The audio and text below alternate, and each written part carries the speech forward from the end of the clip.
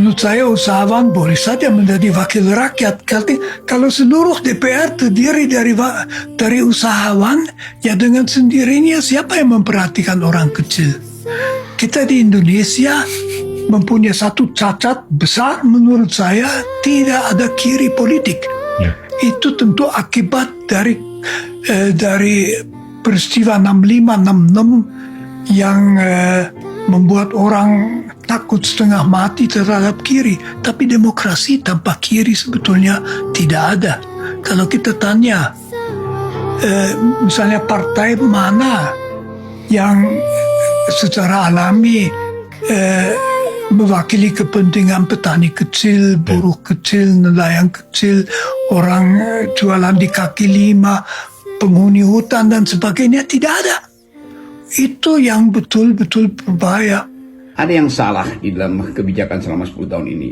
Kan tidak mungkin kita berupaya untuk bicara dengan harapan bahwa akan ada bonus demografi kalau fakta yang diucapkan Pak Prabowo itu sungguh-sungguh memang jadi alasan kenapa kita mesti reorientasi cara membangun. Kalau dari awal kita bisa katakan bahwa kenapa ada kemiskinan dan kekurangan gizi dan kelaparan 25% dari anak Indonesia, itu karena tukar tambah dengan infrastruktur. Kan pasti begitu cara melihatnya tuh. Ya bisa diterangkan macam-macam, tetapi secara gampang kita mau lihat bahwa fungsi-fungsi dasar atau tuntutan dasar kehidupan manusia itu yang dipenuhi dahulu, yang disebut basic needs itu, sebelum kita membangun infrastruktur yang sifatnya hanya pameran.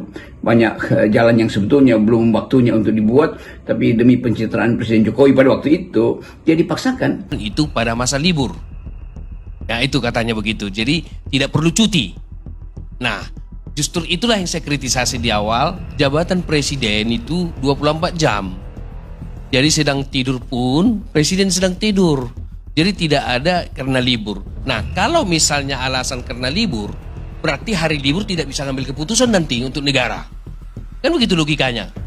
Karena dia melakukan campaign itu pada hari libur, otomatis sepanjang masih libur tidak bisa mengambil keputusan kebijakan atau reshuffle kabinet menteri pada hari libur. Kalau itu yang dipakai alasannya, nah oleh karena itulah maka untuk memahami ini kita harus lihat pendekatan normatif lah yang dipakai oleh Bawaslu. Jadi saya hanya menyatakan pada kesempatan ini kepada pihak-pihak berwenang, tidak ada gunanya menekan Said Didu lagi, karena agenda ini sudah diambil oleh seluruh rakyat Indonesia untuk memperjuangkan hak mereka. Saya 10 tahun Anda jadi wali kota, 5 tahun jadi gubernur, 10 tahun Anda jadi presiden, 2 tahun, 9 tahun, ya. 9 tahun. Di backup habis-habisan oleh satu partai, nggak cukup. Anakmu jadi wali kota, oke. Menantumu jadi wali kota, oke. Semua hal yang berhubungan dengan keberhasilan kau nikmati sendiri, yang berhubungan dengan kegagalan pindah ke partaimu. Semua hal yang berhubungan dengan kegagalan pindah ke partai. Omnibus Law yang jelek PDI Perjuangan, bukan Pak Jokowi. Undang-undang KPK juga. Undang-undang KPK yang jelek PDI Perjuangan, bukan Pak Jokowi. Undang-undang Minerba yang jelek PDI Perjuangan, bukan Pak Jokowi. Undang-undang Mahkamah Konstitusi yang jelek PDI Perjuangan, bukan Pak Jokowi. Indonesia dulu ya. Jangan pilih calon gubernur, calon bupati, calon wali kota yang didukung oleh Joko Widodo dan gengnya.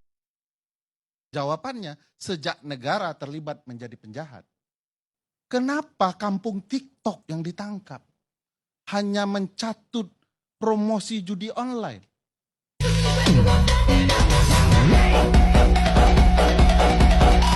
Pertanyaan besarnya kalau kita loncat dengan dikaitkan dengan kasus judi online yang menggunakan dana 280 triliun. 280 triliun bukan main. Apakah dana-dana judi yang kemudian melibatkan banyak pihak itu juga melibatkan orang-orang dalam dunia politik?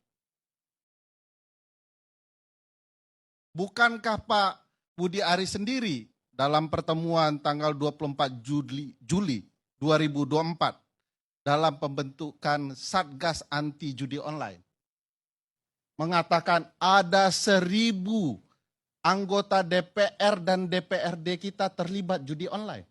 Menurut saya empati harus diberikan kepada orang seperti Bu Mega yang berulang-ulang dia melakukan sesuatu yang harusnya dibalas dengan balasan yang setimpal oleh seseorang yang bernama Joko Widodo, dan alih-alih dibalas yang setimpal, air susu dibalas dengan air tuba, dan maka rusaklah susu sebelanga kan. Menurut saya yang paling berhak untuk sakit hati, melawan, membangun barisan dengan sangat serius, nomor satu adalah Megawati Soekarno Putri. Dengan berbagai pertimbangan itu, jadikan PDIP pemimpin dalam urusan ini.